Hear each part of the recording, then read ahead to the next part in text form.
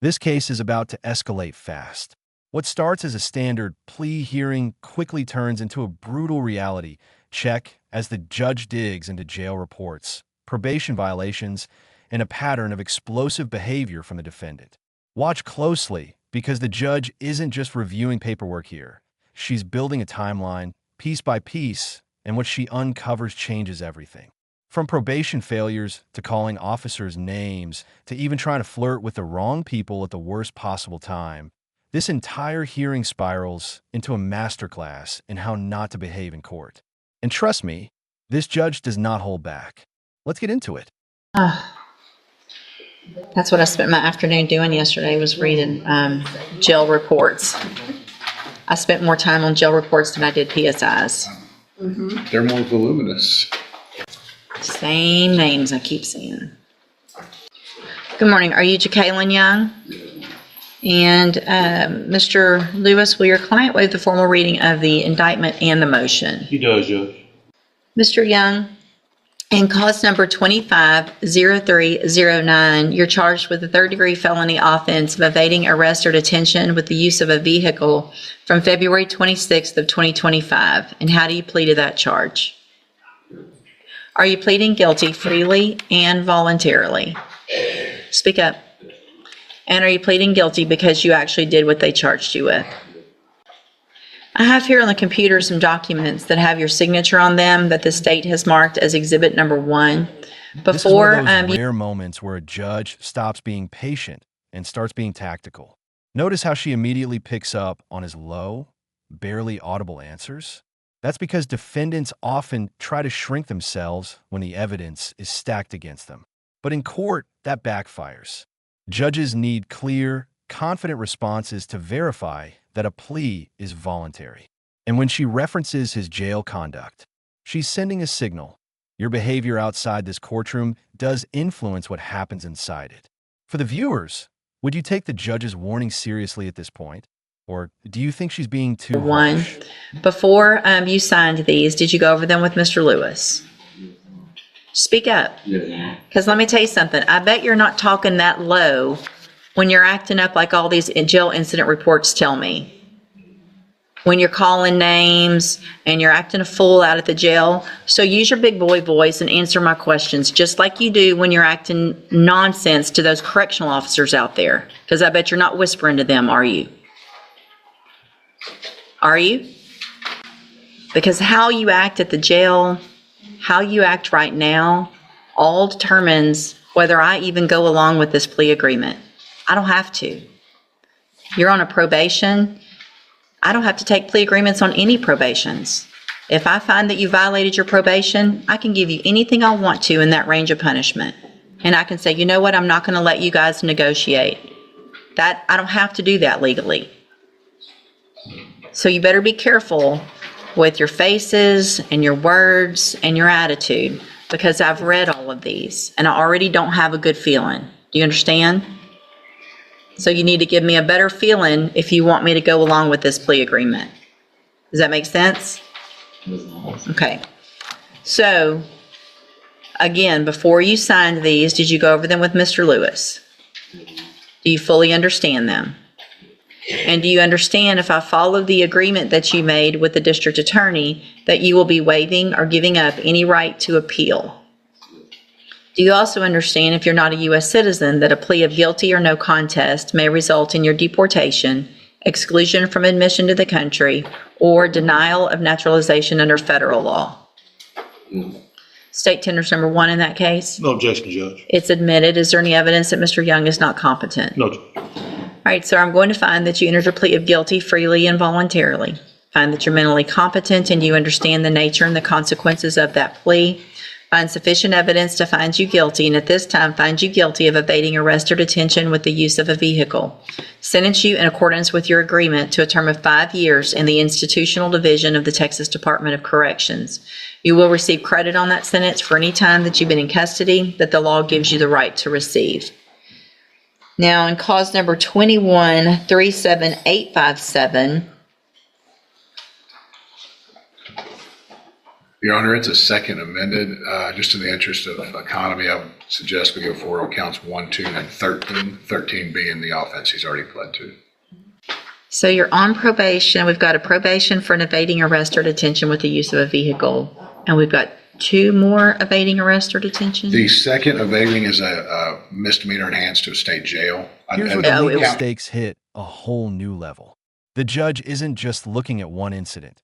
She's stacking multiple probation violations, each of which alone could justify revocation. Missing a probation appointment? That's a technical violation. Not working or verifying employment.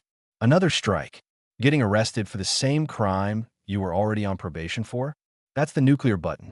And remember, when someone is already on probation, the judge doesn't have to honor any plea deal. She even says it outright. This is the part of the case where the audience should ask themselves, at what point does leniency become impossible? And is the judge being fair by rejecting the original state agreement? Jail. And count 20 reads motor vehicle. That's incorrect, Judge. It's evading on foot with priors. Okay, gotcha. So this shows that you were placed on probation August 29th of 2022 for evading with a vehicle, and that was a 10-year sentence in prison that was probated for 5 years. Is that correct? And the state's elected to proceed on counts 1, 2, and 13. Count 1 alleges that you failed to report as directed to the probation department on October 2nd of 2024. And is that true or not true? True. Count 2 alleges that you failed to work faithfully at suitable employment and provide verification of that. And is that true or not true? True. And then count 13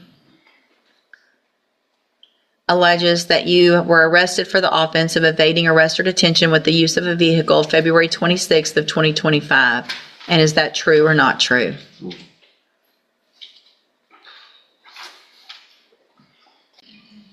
What's the status of the possession and the failure to ID from that date? I believe the failure is, I think, still pending. The failure ID is still pending next door.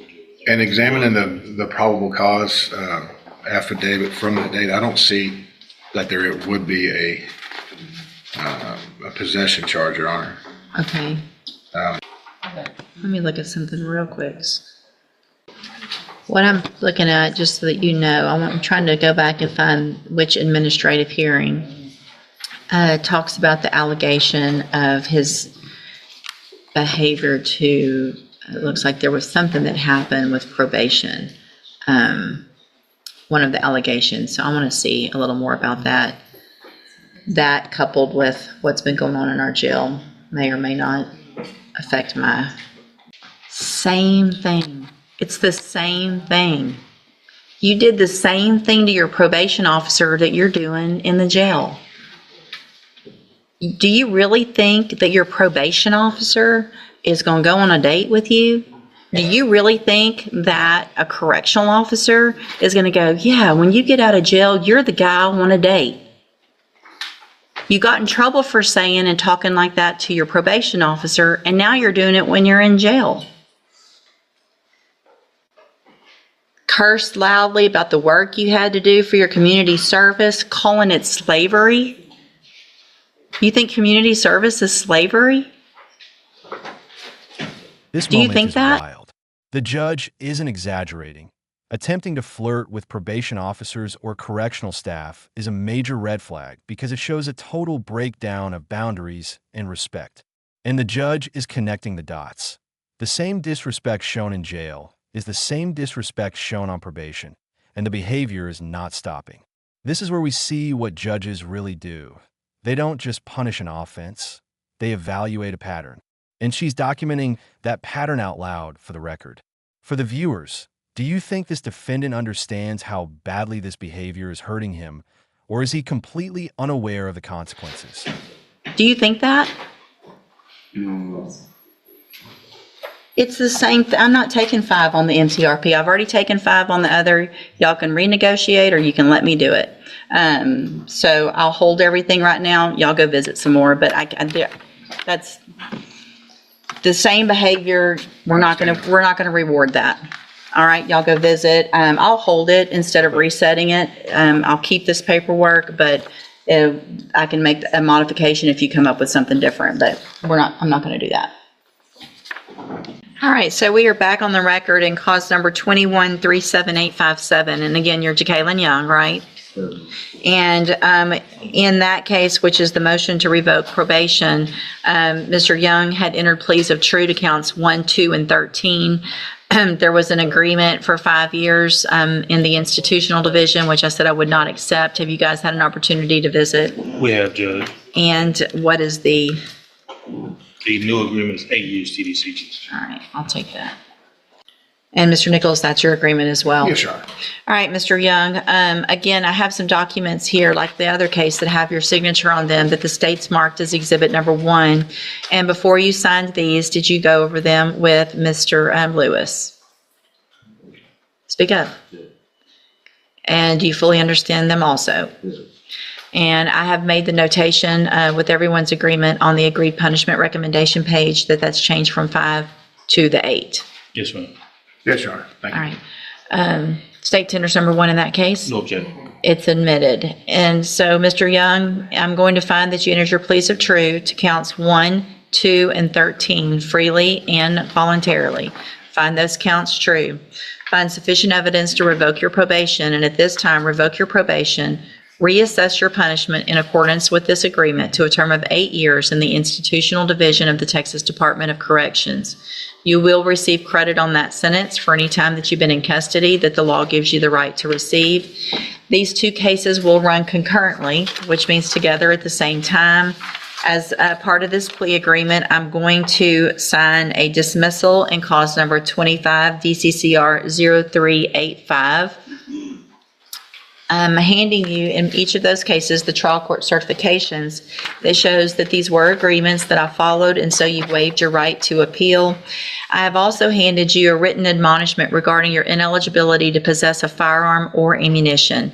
When you were here back in 2022, we went over the fact that you're not supposed to possess a firearm in Texas, correct? Yeah. Okay. It can still go worse. I mean, I got 2 more years. It's not funny. It's not funny to you, but I know you're upset about all this, but the only person you should be upset with is yourself, you know? So anyway, because of the judgment entered against you, you're not allowed to possess a firearm in Texas. I've handed you that admonishment. Be sure and read it again. We already went over it before. All right, good luck to you. You can go back with the bailiff. I did it again. Y'all have got to make me stop. I just did my mouth thing again, my frustrated thing that they keep catching me on. I can't help it. It's what I do when I'm frustrated. You know what? Look, my face is turning red right now. All right, you're Christopher Bushnell? And so Mr. Bushnell has 2 cases, an evading arrest or detention with a motor vehicle and engaging in organized criminal activity, and cause numbers 25-0112 and 0113. There was previously an agreement, a plea agreement for 10-year deferred probation. We were here because of the issues in the jail. I rejected that because if I were going to go along with that, I was going to order the ISF. And so we're back here. And then, so let me ask you, I should tell you what's bad is when I remember stuff, Mr. Bushnell. Your birthday's in October, right? No, December. So we're getting close. But here's the problem, Mr. Bushnell. So you were here May 6th, right? And I didn't accept these plea agreements, and I got pretty upset with you because of what had been going on in jail, right? Yeah. And what did I tell you? Back with no write-ups. You know how many write-ups you've gotten since May 6th? I don't know. You want to take a guess? I don't know. Too many to count. Too many to count. May 6th, you got, since then, 1, 2, 3, 4, 5, 6, 7, 8, 9, 10, 11. 11 more. Fighting, same things. fighting, not following the rules, calling names. I mean, same thing.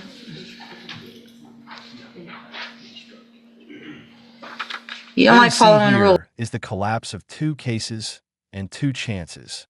The judge repeatedly offered opportunities for both defendants to correct their behavior, comply with jail rules, respect staff, follow probation conditions. But the pattern stayed the same.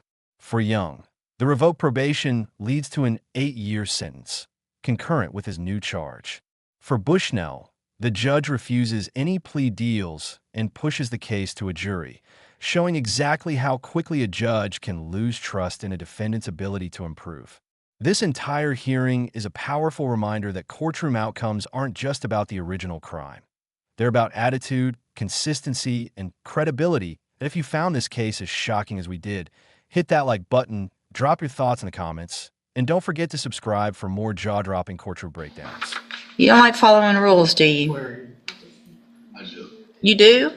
Yes, ma'am. What part of calling a correctional officer the names that you've been calling is appropriate? It's not. It's not. So why would you keep doing it after I told you? I told you, go just be good for a month. 1 month, be good, follow the rules. And it's one thing if you've got another inmate running up on you fighting and that was your excuse, but it's not. I'm not accepting any plea agreements. If a jury wants to see all this and give you probation after that, that's going to be up to them. I'm not doing it. Go back with the bailiff. We'll set your case for, well, let me do this. Ms. Holmes has been appointed as your attorney, and she's one of the attorneys who handles a lot of cases for me as a court-appointed attorney. What I can do is release her and appoint a new attorney who can begin preparation for trial. Do you want me to do that? Or do you want to keep Ms. Holmes? All right, Ms. Holmes, get ready for trial. And let me tell you what you're doing. You're making her job hard. She's trying to help you. I wanted to try to help you. If you came in today and didn't have all this nonsense, I'm looking at it over and over, calling them the B word, not doing what you're supposed to, saying, I don't care, write me up, I don't care. If you don't care, then I don't care.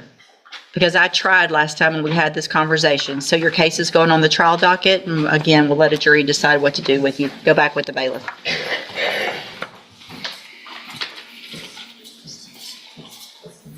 Good luck, Ms. Holmes.